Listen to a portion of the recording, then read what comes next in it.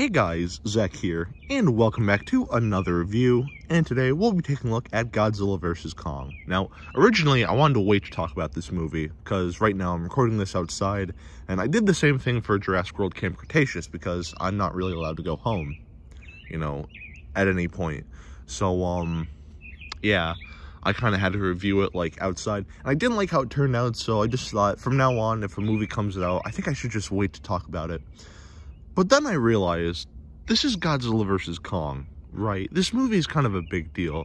The last time Godzilla and King Kong fought was in, 1962, which was, almost 60 years ago. So, the fact that they're fighting again is actually pretty insane on the big screen. So, yeah. Another thing I want to point out is that I want to try to provide a good example for all my viewers, whether you're a kid, an adult, or whatever. I wanted to provide a good example. And of course, something that I cannot stress enough, of course we're in a pandemic, it is really important that everyone, social distances and, wears a mask and just stay safe and, not go out as much. But the thing is, I was originally going to stream this movie on HBO Max. But then my friend, I'm not going to say his name. I almost did, but I'm not going to say his name I don't want to give out his name. That's not cool. But friend, if you're watching this, I love you to death. But, yeah, no. Yeah, I told him that I didn't have a ride in any theater, and he was immediately just, oh, I'll take you. No problem.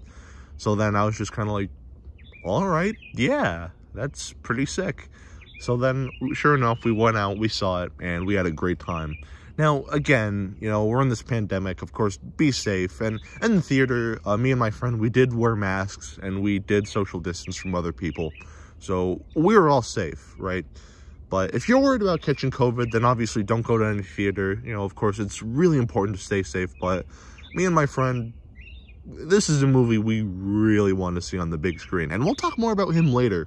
So, yeah, we'll talk about him, actually, in a little bit, actually.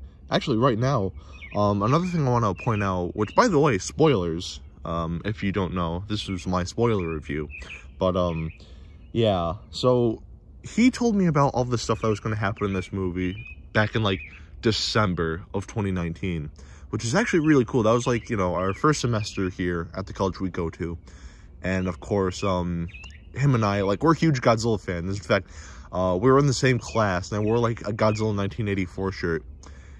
And then, I'm just tired. I'm just I don't want to be here. You know what I mean? And then he just calls out from across the room, hey, that's a Godzilla 1985 shirt. So, of course, we were shooting the shit, or excuse my language, but we were talking.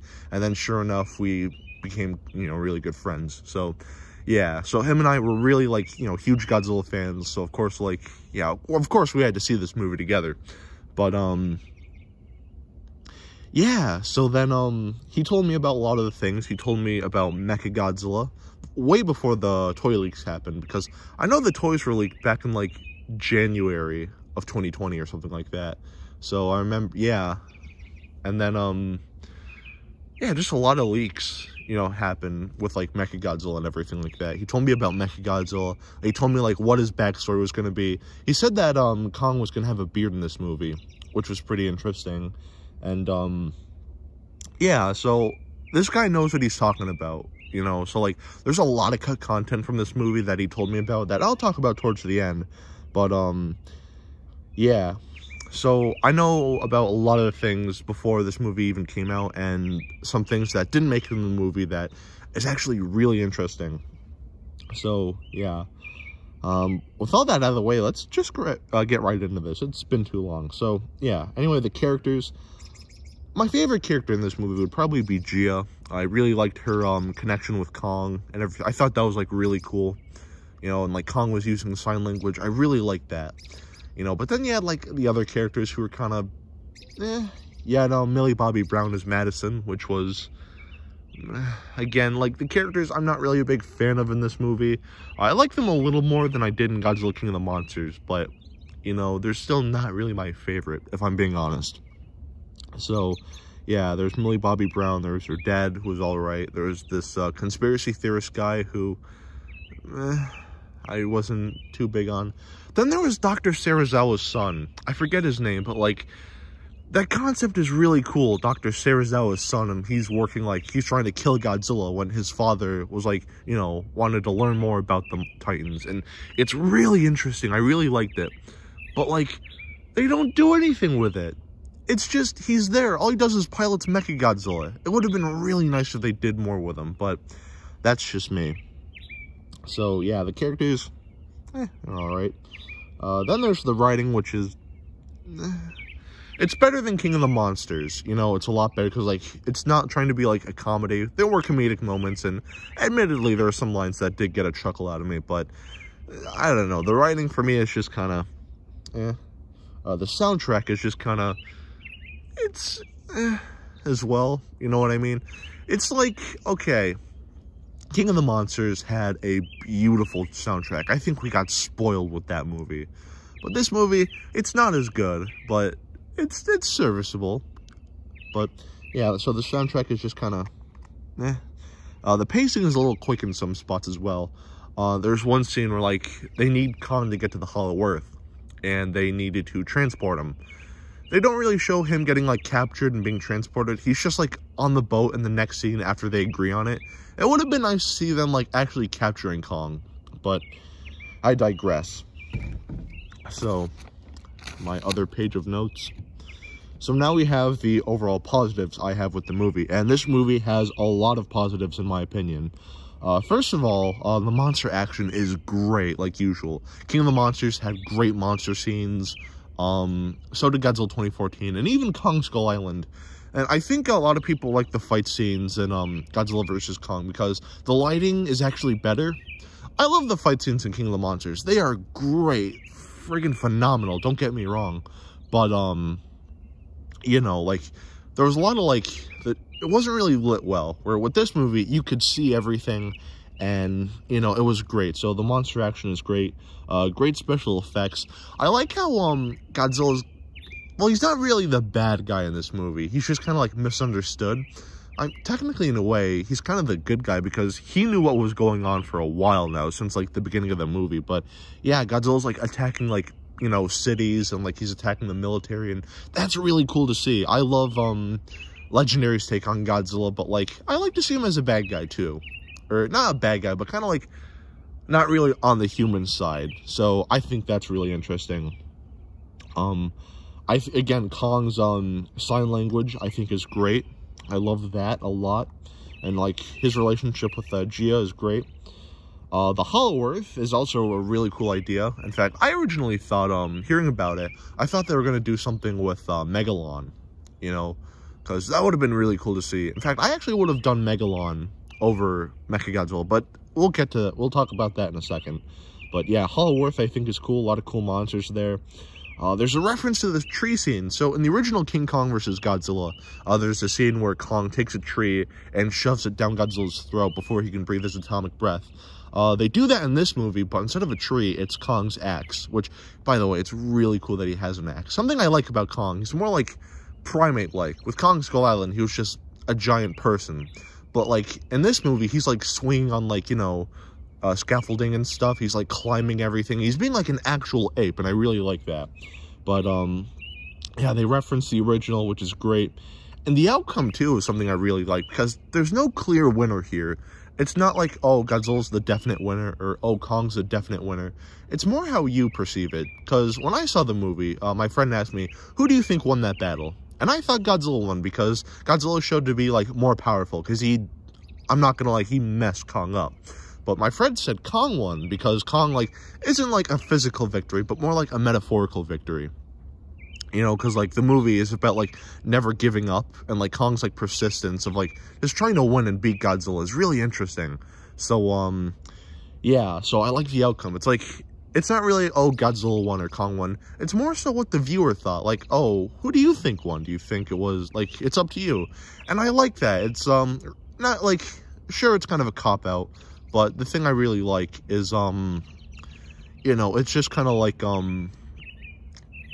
I don't, it's like, it leaves the viewer to, like, you know, believe what he or she wants. And again, I really like that. So, yeah. Now for the overall, negatives.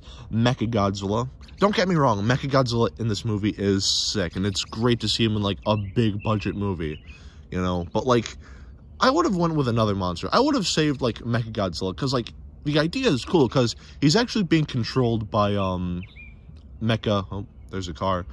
He's actually being controlled by the, brain of King Ghidorah, which I think is, like, a really cool idea. So, technically, it's like Godzilla's fighting King Ghidorah again. So, again, that's just really cool.